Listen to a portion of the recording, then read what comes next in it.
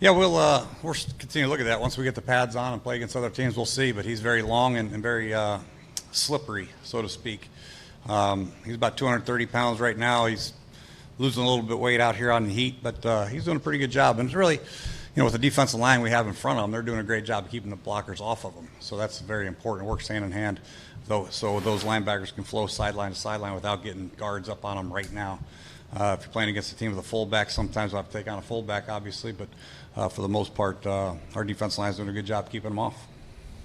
How has Jonathan Allen been moving to you, and do you see a difference, even though he only played 5 games, things that maybe he learned in that experience that he's now doing out here maybe better? Yeah, I think he's very comfortable with his weight, with his stamina, with his movement. So I think he's in a great spot. Really, he's a very confident player, very skilled player, got great hands, great strength, very hard to block in the running game, get any movement on him. And he's one of the reasons why Josh Harvey Clemens and those guys can roam freely, because him and Payne and Ioannidis and Ziggy Hood and Phil Taylor, those guys are doing a great job in the middle.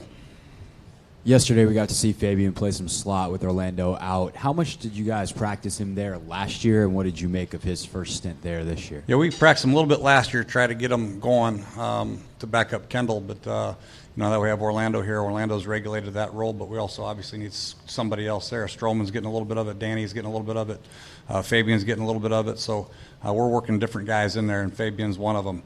The more versatility you can have at the cornerback position, obviously the better chances you have to get on the field. So Fabian knows that. He's even though he's only played defensive back for a short period in his career, he's doing a great job as far as learning what we want to do and how we want to do it.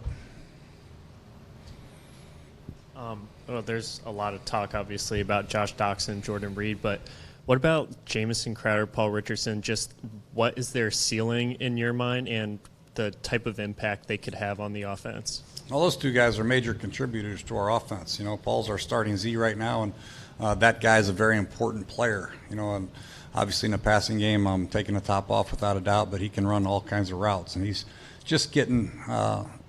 He and Alex are just starting their process of getting to know each other. Jamison is he's a quarterback's dream as far as getting open in the slot and being a great target for him, friendly target, and he plays a lot bigger than his size. He's got very long arms, very athletic. So those two guys are very important parts of the offense. They all have their roles. Each play, each concept has its role. The Z has a role, the zebra has a role, the X, the Y, the fullback, the halfback, or whoever's in there, they have their roles, and we anticipate those guys doing a good job. Jameson always has. He's a great slot. Jordan Reed did a little bit more work yesterday. Morgan a little bit more.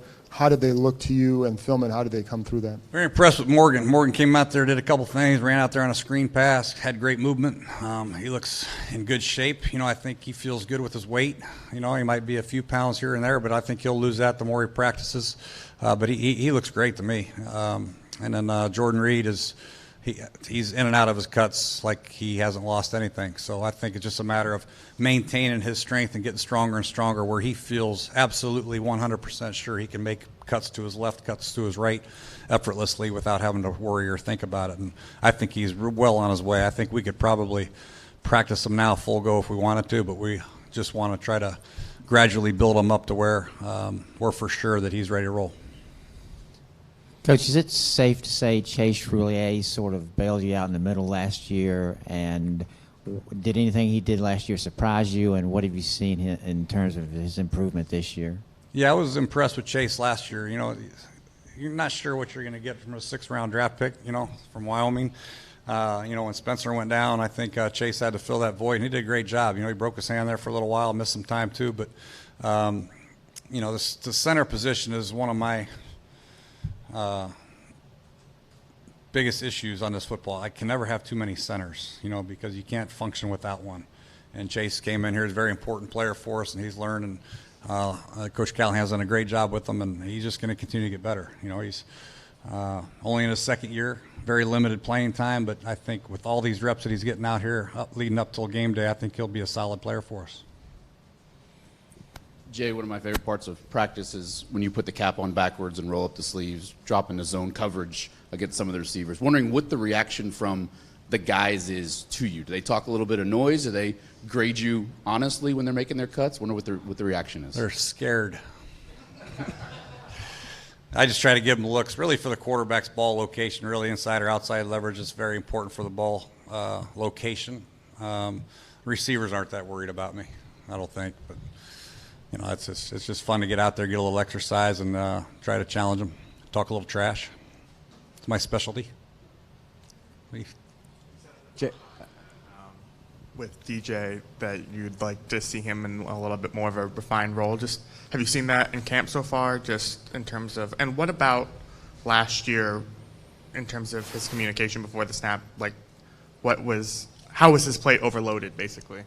Yeah, I think moving around. Once we lost Monte, and we had a defined role for him, and we still do. We just, losing Monte kind of hurt a little bit, because the experience factor, those two were getting the rapport together. But DJ's role is defined without a doubt. I think he's doing a great job. He's a great communicator, very emotional player. Talk about talking trash now. This guy is one of the best I've ever seen. Throwing his helmet, yelling, ticking off the offense, but he's plays with great energy, knows the system very well. And now it's very important for him, Orlando, obviously Josh, Fabian, or Dunbar, whoever's out there. They have to get to, along with the linebackers, we have to get the communication going. That's the one thing that can slow us up is lack of communication. That's the most important thing a defense can have. They have to be fundamentally sound, know where they're going, and DJ is a big part of that for us to have success. Williams play through so many injuries. How bad did that knee injury last year have to be to keep him off the field as much as it did? And how confident are you that he can play a full season now that he's gotten it repaired and is good to go? That was a bad injury. It was. And hats off to him for fighting through it, because he saw what kind of injuries we had on the line. And if we took him off the line for some of those games, I don't know who would have played, quite frankly. So really it just shows what kind of leader and what kind of toughness he has. And still playing with that one leg, basically, he was still probably as effective or more effective than any tackle in the league. So to get that thing fixed and to watch him rehab and get himself ready to play, it's just a testament to why he is the best tackle in the NFL. Jay, Kim Jones from NFL Network. Now that you've had Alex Smith for a while, how has coaching him and being around him measured up to what you thought when you acquired him? Well, I think everything is what we thought. He's a great leader. He's receptive to any type of coaching you want. Positive, negative. He just goes with the flow and does what he's asked to do, and he's very good at what he does. Very accurate with the football and makes good, sound decisions. And he's just getting to know the offense, the terminology, and getting to know the players around him right now. But he's fun to work with. He and Cole are doing a great job, and Kevin. So it's a great quarterback room. We're excited to have him, and that position we know that is very, very important to the success of a football team. And obviously, over the last 5 years, nobody's won more games than Alex, other than Brady, I think. So. It's a treat to have him. If I may, with Jordan Reed, I think everyone knows how explosive and dynamic he can be when healthy. What could he mean to your offense if he is past those toe issues and can be himself? You might want to, yeah. I think statistically, you've got to look at the games that he's in there as compared to when he's not. I think it's probably different. But he is a difference maker, without a doubt, to our football team. Tight ends and running backs are critical in the passing game if you want to have success. You can double receivers all you want to, but it's very hard to double tight ends and hard to double backs and still have a run-fit mentality to stop on the run. So Jordan Reed is a dynamic player. He can run any route from anywhere, in the slot, in the core, outside, split outside, creates matchup problems, gives us man-zone tips, and he can beat corners, he can beat linebackers, he can beat safety. So it's hard not to throw him the ball when he's in there. That's how good he is. Now that you guys are in pads, the new rule about lowering the helmet, do you feel you've had enough clarity from the league on that rule, what's penalized, what's not, to coach these guys up on the proper way to do this? I don't know if an actual rule has been written. I know we've had a lot of talks about we don't want to use that thing as a weapon, without a doubt, and I think that's pretty clear cut. But there are going to be circumstances where bang type plays, DB goes up, receiver goes down and tries to dip his head for contact, and there's bang. I'm concerned about. Monte's 6'3". It's going to be hard for him sometimes to get lower his target that low without leading with his head if you lower your shoulder. So there's going to be some issues there that I'm concerned about, but obviously we're in the right direction as far as making an emphasis on using the helmet as a weapon, and I think we're trying to teach that here, and we've got a lot of video footage to show them. But at the end of the day, I just hope that some of those plays that aren't intended for lowering your head as a target or a weapon are called could cost you games. So hopefully we just slow our roll, make sure we're clear with that rule. Jay, this seems to be the first year that you're going into a season with the same presumed starting safeties that you ended the previous season with in your time with the team. At that position specifically, how exciting for you is that cohesion for a training camp? Very exciting. We've had a tough time here finding the safeties. When I first got here, we tried to get a veteran guy leader back there. I think it was Ryan Clark. And then next year we tried to get Deshaun Golston, a guy who's played a lot. And we tried to move D'Angelo Hall back there to try to get some kind of veteran leadership back there, guys that can play. And but now with DJ coming back for his second year, Monte coming back for his second year, Shays has been here now 2 or 3 years, so he's got some great experience going out there. And we drafted Apke to develop into another safety. It's a great thing to have, some experienced safeties back there. Now you can draft like Apke. He can develop, be a great special teams core player for us, also learning the system. Ladler's doing a good job. Fish is still doing a good job. So the safety position we feel pretty good about, as opposed to years past where we're holding on. Coach, you're getting in time as a DB, but deep in your heart of hearts, do you think that you're perhaps the emergency quarterback for the team? Not anymore. I can't throw a ball from me to you right now with all the shoulder injuries, and that's the truth.